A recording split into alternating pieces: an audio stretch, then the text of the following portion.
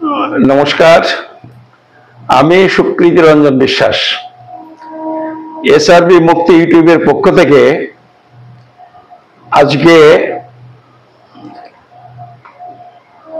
আজকে আমি আর নাগরিকত্ব নিয়ে এই ভিডিওটা করব না। আপনারা কেউ কেউ জানেন, যারা সেই ভিডিওটা দেখেছেন, একটা নয় 3-4টে ভিডিও করেছিলাম। সেটা যারা দেখেছেন যে আমি বাংলা ভাগ নিয়ে 3টে 4টে 5টা ভিডিও আমি করেছিলাম। বাংলা ভাগ নিয়ে কিছু বিতর্ক তখন চলছিল, লেখালেখি হচ্ছিল, যে কারণে আমি ওই ভিডিওগুলো করেছিলাম। তারপরে এই যে অগস্ট মাসেই ঘটেছিল সেই 1946 সালের কলকাতা দাঙ্গা। এবং আপনারা জানেন যে এই কলকাতা দাঙ্গা নিয়ে সেই সময়ে উপন্যাস হয়েছে, অনেক লেখালেখি হয়েছে। আবার এই প্রতিবারই হয় এই সময়ে, এবারও কলকাতা দাঙ্গা নিয়ে বেশ কিছু লেখা বেরিয়েছে বিভিন্ন জায়গায়। একটা সিনেমা হয়েছে, সেই সিনেমাটা কলকাতায় দেখাবার কথা হয়েছিল, চেষ্টা হয়েছিল, তা নিয়ে অনেক বাদানুবাদ, আন্দোলন, এরকম নানান রকম কিছু হয়েছে, লেখালেখি হয়েছে।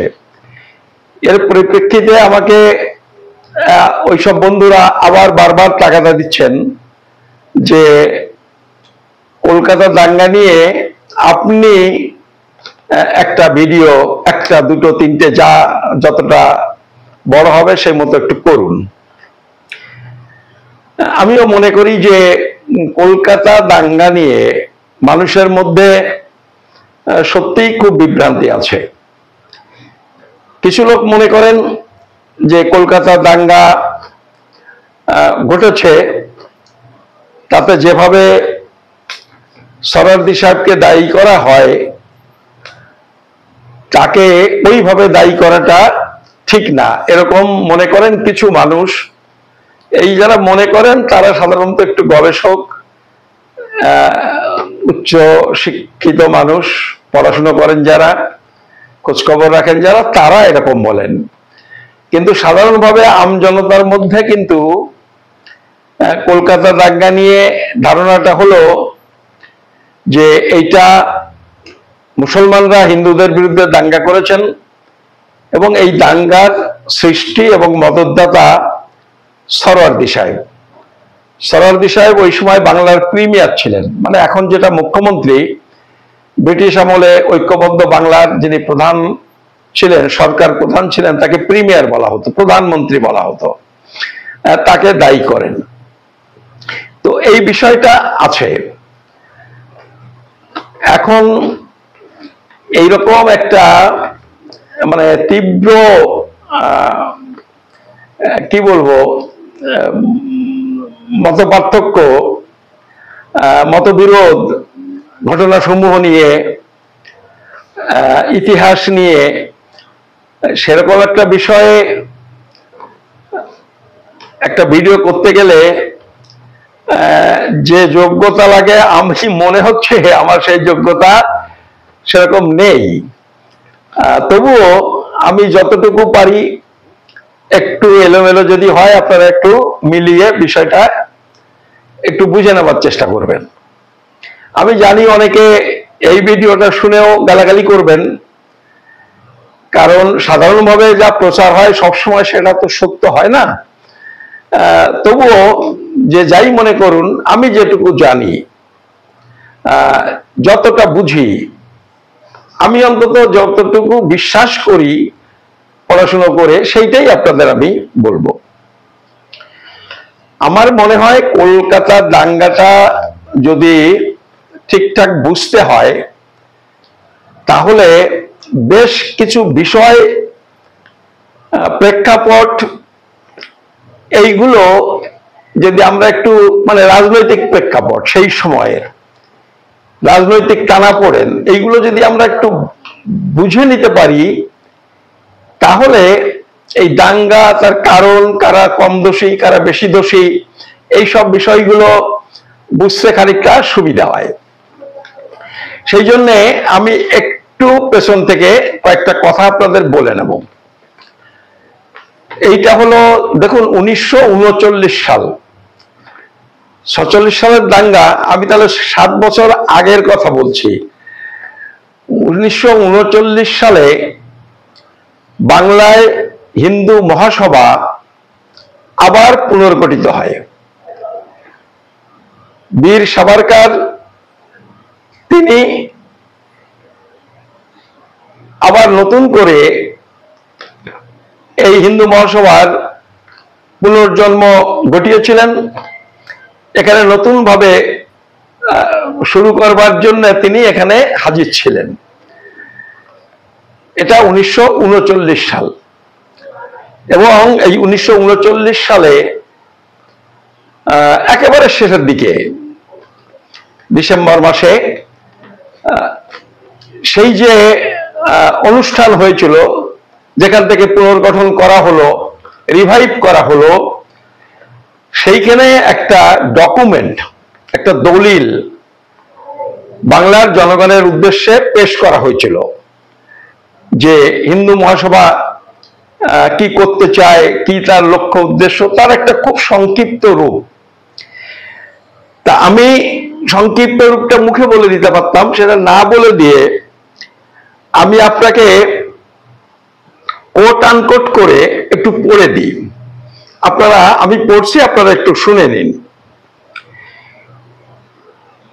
ওই যে বাংলার মানুষের কাছে যে আহ্বানটা ছিল, তার নাম দেওয়া হয়েছিল হিন্দুর সংকটময় পরিস্থিতি, নেতৃত্বের আহ্বান, এই শিরোনামে সেটা প্রচারিত হয়েছিল। তাতে লেখা হয়, হিন্দু জনগণকে স্মরণ করে দেওয়ার প্রয়োজন নেই যে সম্প্রদায় হিসেবে হিন্দুদের অবস্থা দিন দিন খারাপের দিকে যাচ্ছে। জীবনের প্রতিটি ক্ষেত্রে হিন্দুদের অধিকার ও স্বার্থ নিষ্ঠুরভাবে পদদলিত হচ্ছে। রাজনীতির ক্ষেত্রে ক্ষতিকর সম্প্রদায়গত রোয়েদাদ হিন্দুদের অক্ষম করে দিয়েছে। আইনসভায় হিন্দুদের অসহায় অবস্থায় নিক্ষেপ করেছে, আর প্রদেশের প্রশাসন ও আইন প্রণয়ন প্রক্রিয়া হিন্দুদের দাসে পরিণত করেছে। সরকারি চাকুরিতে নিয়োগের ক্ষেত্রে মেধা ও যোগ্যতাকে উপেক্ষা করা হচ্ছে, এবং সাম্প্রদায়িক স্বজনপ্রীতির মাধ্যমে হিন্দুদের জন্য সরকারি পদে নিয়োগের দরজা বন্ধ করে দেওয়া হয়েছে। সামাজিক ও ধর্মীয় ক্ষেত্রেও হিন্দুদের অবস্থা একই রকম কষ্টকর হয়ে পড়েছে। হিন্দু মহিলারা নির্যাতিত হচ্ছেন, হিন্দু ছেলে মেয়েদের অপহরণ করা হচ্ছে, হিন্দু মন্দির অপবিত্র করা হচ্ছে ও হিন্দু প্রতিমা ধ্বংস করা হচ্ছে।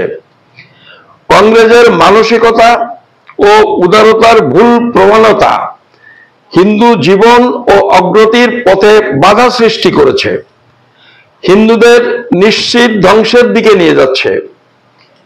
মুসলমানদের অগ্রগতির জন্য একদিকে ব্রিটিশ প্রশাসনের সহযোগিতা এবং অন্যদিকে কংগ্রেসের আপোষমূলক ও বশ্যতার মনোভাব হিন্দু জাতিকে অর্থনৈতিক এবং সাংস্কৃতিক দিক দিয়ে শ্বাসরোধ করে হত্যা করছে। আনকোট। হিন্দু মহাসভা যখন নতুন করে আবার পথ চলা শুরু করছে 1939 সালে, সেই সময় এই ঘোষণা করা হলো, এবং এর মধ্যে যে দিক নির্দেশ সেটা আপনারা দেখতে পাচ্ছেন, যার সাথে আজকের অনেকটা মিল আছে। কেবলই হিন্দু মুসলমান, হিন্দু মুসলমান, এইটা তারা ঘোষণা করলেন। এবং এই ঘোষণা করার সাথে সাথে যেটা ঘটলো, হিন্দুদের মধ্যে যারা একটু কট্টরপন্থী ছিলেন, মুসলিম বিদ্বেষী ছিলেন, তারা এটাতে খুব উৎসাহিত হলেন। আর যেটা হলো যে বাংলার ব্যবসায়ীরা যাদের প্রচুর টাকা পয়সা আছে, বিশেষ করে অবাঙালি ব্যবসায়ী, তারা কিন্তু বিশেষ করে মারোয়ারি ব্যবসায়ীরা, তারা এই হিন্দু মহাসভায় এর পেছনেই টাকা ঢালা শুরু করলেন। মানে একেবারে সেই উদ্বোধনী অনুষ্ঠানেই তারা যে খরচটা, সে খরচটা খুব বড় অঙ্কের একটা টাকা, সেটাও তারা দান করেছিলেন। ফলে তারা হিন্দু মহাসভার প্রতি তাদের আনুগত্য প্রকাশ করে, এবং যারা হিন্দু মহাসভার পেছনে দাঁড়ালেন একদম শুরুতে, তাদের মধ্যে কয়েকটা নামও আমি আপনাকে বলে দিচ্ছি। সেটা হচ্ছে যুগল কিশোর বিড়লা, যারা আগে কংগ্রেসকে অর্থ সাহায্য করতেন, তারা কিন্তু হিন্দু মহাসভা হবার সঙ্গে সঙ্গে হিন্দু মহাসভাকে টাকা পয়সা দেওয়া শুরু করলো। টাকা দেন শেখ বংশীধর জালান, বদ্রীদাস গোয়েঙ্কা, রাধাকিষেণ কানোরিয়া, দেবী প্রসাদ খৈতান। এই সমস্ত ধনী ব্যক্তিরা টাকা পয়সার ফলিয়ে নিয়ে একেবারে হিন্দু মহাসভার পেছনে দাঁড়িয়ে গেল। এবং এই খৈতানরাই কিন্তু বাংলাতে কংগ্রেসের যে বসু ভ্রাতৃদ্বয়, সুভাষ বসু এবং শরৎ বসু, তাদের কিন্তু মূল ফান্ডিংটা করতেন এই খৈতান। তিনি কিন্তু শিফট করলেন এই হিন্দু মহাসভা তৈরি হওয়ার সাথে সাথে।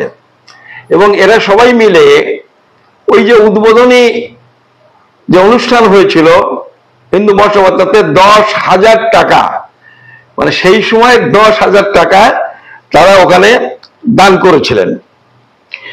তো এই যে কংগ্রেসের খানিকটা হিন্দু মুসলমানকে নিয়ে চলার মানসিকতা, বিশেষ করে এই বসু পরিবারের যে একটা ধর্মনিরপেক্ষ ভূমিকা ছিল, এবং এইটা দেখে বাংলার ভদ্রলোকেরা, মারোয়ারিরা তিতিবিরক্ত হয়ে গেছিল, যে কারণে তারা কংগ্রেস ছেড়ে হিন্দু মহাসভার দিকে চলে যায়। আর ঠিক এই সময়ে আর একটা ঘটনা ঘটে যায়। সালটা বুঝতে পারছেন, 1939 সালে সম্ভবত সুভাষ বসু কংগ্রেসের, সারা ভারত কংগ্রেসের প্রেসিডেন্ট হয়েছিলেন 38 সালে ত্রিপুরী কংগ্রেসে, এবং এই 39 সালে তিনি পদত্যাগ করলেন। এবং এখানেও বাংলাতেও শরৎচন্দ্র বসুদের এবং তার সমর্থকদের কংগ্রেস থেকে বের করে দেওয়া হয়। এইবার যখন এই কংগ্রেসকে, যখন এই বসু পরিবার তো একটু হিন্দু মুসলমান নিয়ে চলার চেষ্টা করছিলেন, ফলে এই বসু পরিবারকে যখন বের করে দেওয়া হলো, তখন আবার এই যারা চলে গেছিল হিন্দু মহাসভার দিকে, তারা আবার কংগ্রেসে ফিরে আসা শুরু করলো। বুঝতে পারছেন, যেহেতু শরৎ বসু এবং সুভাষ বসুকে বের করে দেওয়া হয়েছে, ফলে তারা আবার কংগ্রেসে ফেরা শুরু করলেন। আর যখনই তারা ফেরা শুরু করলেন, সেই সময়ে হিন্দু মহাসভা সংগঠনটাকে ধরে রাখার জন্য, মানুষজনকে ধরে রাখার জন্য, নেতাদের ধরে রাখার জন্য, তারা তেড়ে ফুঁড়ে আরো বেশি বেশি করে সাম্প্রদায়িক উস্কানিমূলক বক্তব্য শুরু করে।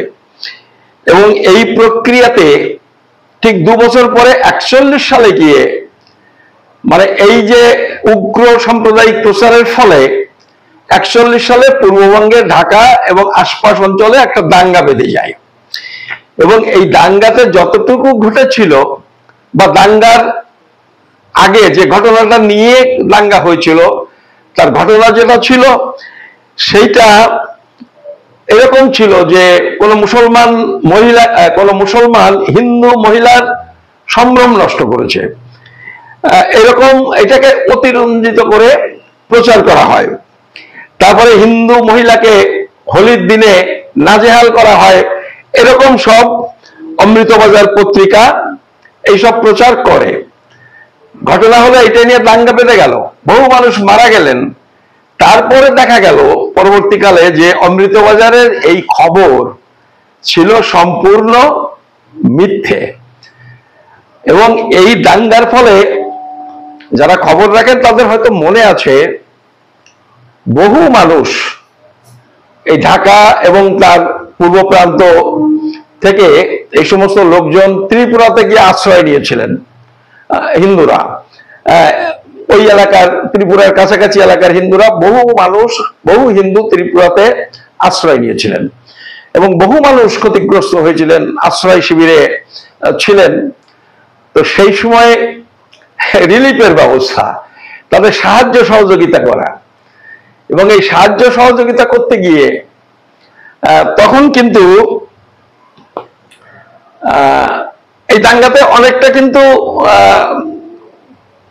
হিন্দু মহাসভা অনেকটা তাদের যে ক্ষতি হচ্ছিল সেটা পুষে নিতে পেরেছে, ওই যে লোকজন বেরিয়ে যাচ্ছিল। তো সেই সময় এই চাঁদা আদায় করতে গিয়ে, মানে দাঙ্গা পীড়িত লোকজনকে দিতে হবে, এই জন্যে চাঁদা আদায় করতে গিয়ে তখন কংগ্রেস বিপাকে পড়ে গেল। কলকাতার বাবুরা কংগ্রেসকে একেবারেই চাঁদা দিতে রাজি ছিল না। কংগ্রেসের বিরুদ্ধে হিন্দু ভদ্রলোক শ্রেণী, তাদের অভিযোগ ছিল যে আমরা যদি চাঁদা দিই, ক্ষতিগ্রস্ত তো হিন্দু মুসলমান দুই হয়েছে, দুই উৎখাত হয়েছে, দুই বিভিন্ন শিবিরে বসবাস করছে, যে কংগ্রেস ওই হিন্দুদেরও সাহায্য করবে, মুসলমানদেরও সাহায্য করবে। ফলে তারা কংগ্রেসকে কোনো চাঁদা দিতে রাজি ছিল না। তারা চাঁদা দিচ্ছিল হিন্দু মহাসভাকে, কারণ হিন্দু মহাসভা শুধু হিন্দু দুর্গত মানুষ যারা, দাঙ্গা দুর্গত মানুষ যারা হিন্দু, তাদের সাহায্য করার ঘোষণা করেছিল। তো এই বিপাকে পড়ে আর কংগ্রেস বানাতে, এখনকার কংগ্রেস নয়, সেই সময় কংগ্রেসের অত টাকা পয়সা ছিল না। আর এই সময়ে কংগ্রেসের প্রেসিডেন্ট ছিলেন পরবর্তীকালে যিনি আমাদের ভারতবর্ষের প্রেসিডেন্ট হয়েছিলেন, ডক্টর রাজেন্দ্র প্রসাদ। তিনি ওই সময়ে কংগ্রেসের প্রেসিডেন্ট ছিলেন। তো কংগ্রেসের প্রেসিডেন্ট তার কাছে আর্জি জানাচ্ছে যে আমরা টাকা পয়সা আদায় করতে পারছি না, কি করব। এবং কংগ্রেসের হাইকমান্ড তারাও অনুমতি দিল যে তোমরাও প্রচার করো এবং তোমরাও শুধুমাত্র হিন্দুদের সহযোগিতা করো, তা না হলে তো চাঁদা আদায় হবে না। এবং সেই সময় একটা বিখ্যাত উক্তি করেছিলেন শ্যামাপ্রসাদ মুখার্জি, আমি কোট আনকোট করে বলছি, হিন্দু মহাসভার লোকেরা মুসলমানদের সাহায্য করছে না, কোট, আমি কোটের মধ্যে কোট, হিন্দু মহাসভার লোকেরা মুসলমানদের সাহায্য করছে না, আর সেজন্য হিন্দুরা কংগ্রেস কর্মীদের অর্থ সাহায্য দিচ্ছে না। তাদের আশঙ্কা যে কংগ্রেস কর্মীরা মুসলমানদেরও সাহায্য করতে পারে। এই দুঃসময়ে কংগ্রেস যদি জনগণের কোনো কাজে না আসে, তাহলে কংগ্রেস জনগণের আস্থা ধরে রাখতে পারবে না। ফলে নীতি চেঞ্জ করো, শুধু হিন্দু দুর্গত মানুষকে কংগ্রেস সাহায্য করার সিদ্ধান্ত নেয়, হাইকমান্ড এই সিদ্ধান্ত নেয়। এবং এইটা আপনি পাবেন গান্ধীর কাছে রাজেন্দ্র প্রসাদ একটা চিঠি লিখেছিলেন 16ই এপ্রিল 1941 সালে, মানে ওই দাঙ্গার সময়ের ঘটনা। তাহলে আপনি বুঝতে পারছেন যে সমস্যাটা কিরকম জায়গায়। আর এইসব যখন চলছে তখন 1942 সাল এসে গেল। এরপর 1942 সাল যখন আসলো, আপনার জানেন সেই ভারত ছাড়ো আন্দোলন শুরু করলো কংগ্রেস ব্রিটিশের বিরুদ্ধে। হিন্দু মহাসভা তো কোনো করেনি ব্রিটিশের বিরুদ্ধে আন্দোলন, RSS ও করেনি, তারা তো ব্রিটিশের সাথে সহযোগিতা করে চলেছে সব দিন। এখন কংগ্রেস যখন ভারত ছাড়ো আন্দোলন শুরু করলো, তখন আলটিমেটলি 42 সালে কংগ্রেসকে ইংরেজ বা ব্রিটিশ সরকার ব্যান করে দেয়, নিষিদ্ধ ঘোষণা করে। আর যখনই নিষিদ্ধ ঘোষণা করলে তখন যা হয়, পিঠ বাঁচাবার জন্য এবার সব কংগ্রেস ছেড়ে আবার হিন্দু মহাসভাতে ফিরে যেতে লাগলো। এরকম একটা অবস্থা তৈরি হলো। সেই সময়ে বেশ কিছু কাল ওই হিন্দু মহাসভা আর কংগ্রেস একসাথে কিছু কাজকর্ম করেছিল ওই সময়টায়, একসাথে কিছু মিটিং মিছিল এই সমস্ত তারা করেছিল, এবং কলকাতা কর্পোরেশন ইলেকশনে যৌথভাবে নির্বাচনও করেছিল কংগ্রেস আর হিন্দু মহাসভা। এইসব যখন চলতে থাকে, তো এরকম সময়ে ধরুন এটা 45 সালের শেষের দিকের কথা বলছি, 42 থেকে সামনে এগোচ্ছে, এগোতে এগোতে 44-এ এসে দুই পার্টি ওই কর্পোরেশন ইলেকশন লড়লো। তারপর 45 সালে এসে এইবারে কেন্দ্রীয় মানে কেন্দ্রীয় আইনসভার ইলেকশন ডিক্লেয়ার হলো, ব্রিটিশের অধীনে কেন্দ্রীয় আইনসভা।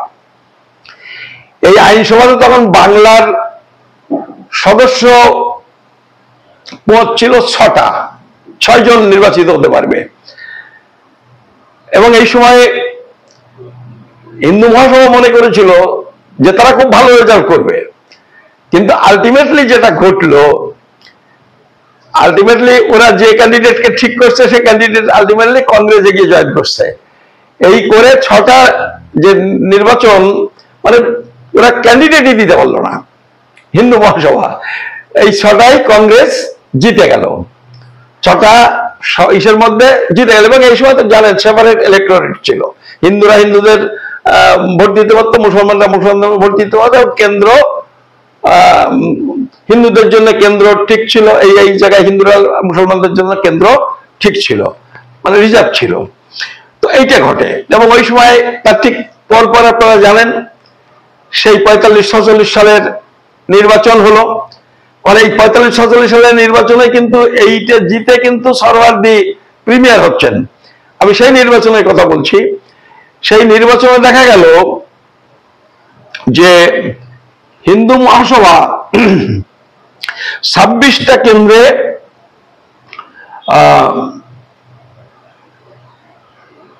প্রার্থী দেওয়ার কথা ঘোষণা করেছিল, 26টা কেন্দ্রে, কিন্তু একটাতেও তারা জিততে পারে না। মানে অনেকে বলেন না শ্যামাপ্রসাদ হচ্ছে পশ্চিমবঙ্গের স্রষ্টা, কিরকম সংগঠন ছিল, আর সংগঠন না থাকলে তার কথা কে শোনে। ফলে ওইসব মিথ্যে দাবি।